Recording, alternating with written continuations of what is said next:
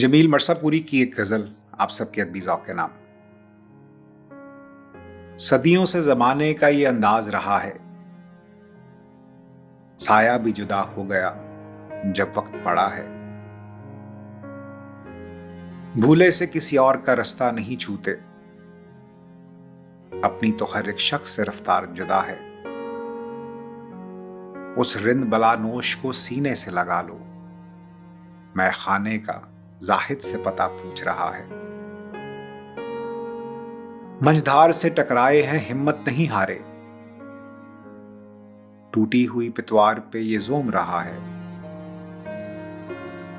घर अपना किसी और की नजरों से न देखो, हर तरह से उजड़ा है मगर फिर भी सजा है। मैकश किसी तफरीक के कायल ही नहीं है, वाइज के लिए भी दरे मैखाना खोला है। ये दौर भी क्या दौर है, इस दौर में यारो सच बोलने वालों का ही अंजाम बुरा है।